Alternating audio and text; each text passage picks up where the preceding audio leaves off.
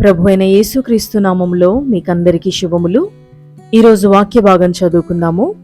అపోస్తలుల కార్యములు 15వ అధ్యాయము 19వ వచనము.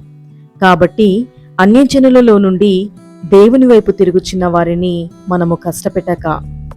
Acts chapter 15 verse 19. Wherefore my sentence is that we trouble not them which from among the Gentiles are turned to God. చదవబడిన ఈ వాక్య భాగాన్ని అనుసరించి ఈరోజు దైవిక స్ఫూర్తిని ధ్యానించుకుందాము. God desires that people from all walks of life would seek Him and come to Him. అన్ని వర్గాల ప్రజలు తనను వెదుకుతూ తన వద్దకు రావాలని దేవుడు కోరుకుంటున్నాడు. So He does not put up needless barriers to make it difficult. కాబట్టి అనవసరమైన అడ్డంకులు పెట్టి వారిని దేవుడు ఎంత మాత్రం కష్టపెట్టడు. But sometimes we do, and in doing so we turn people away from the God who invites them in. కానీ కొన్నిసార్లు మనం ఎక్కువ చేస్తాము. ఉన్నవి లేనివి ఏవో చెప్తూ వారిని మనకు తెలియకుండానే ఇబ్బందికి గురి చేస్తూ ఉంటాము. మరియు అలా చేయడం ద్వారా మనకు తెలియకుండానే దేవుని నుండి ప్రజలను మనము దూరం చేస్తాము. Let us be people that welcome others as they are, so that Jesus can do His transformative work in their lives.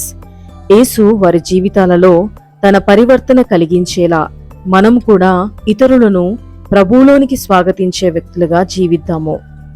క్రొత్తగా ప్రభువును రక్షకునిగా అంగీకరించిన వారిలో ఎన్నో సందేహాలుంటాయి. వారి ఆచార వ్యవహారాలు మన భక్తికి భిన్నంగా ఉంటాయి. కాబట్టి వారిని ప్రభువులో ఎదిగేందుకు మనం ప్రోత్సహించాలి. కానీ నిరుత్సాహపడేలా మన ప్రవర్తన ఉండకుండా జాగ్రత్త పడాలి. ప్రభువులోనికి ఇతరులను స్వాగతించే వ్యక్తులుగా ఉందామా? ప్రార్థన. Lord, forgive me for the times that I have dismissed others or turn them away. ప్రభువా, నేను ఇతరులను నీ నుండి తొలగిపోయేలా దూరం అయ్యేలా చేసిన సందర్భాలను బట్టి నన్ను దయతో క్షమించండి. For I know that you love all people, just as you loved me and rescued me while I was still in sin. ఎందుకంటే నేను పాపంలో ఉన్నప్పుడు నువ్వు నన్ను ప్రేమించి రక్షించినట్లే అందరినీ ప్రేమించే రక్షించే గొప్ప దేవుడవై ఉన్నావు.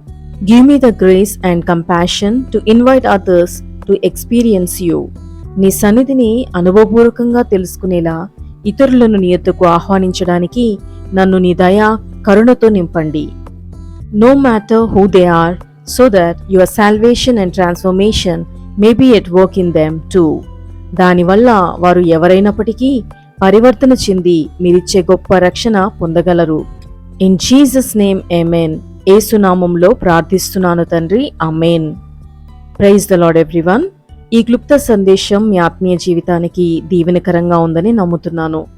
ఈ వీడియోని లైక్ చేసి షేర్ చేసి మన ఛానల్ని సబ్స్క్రైబ్ చేసుకుని పక్కనే ఉన్న బెల్ బటన్ని యాక్టివేట్ చేసుకోగలరు. Thank you so much for watching this video. May God bless you all. Amen.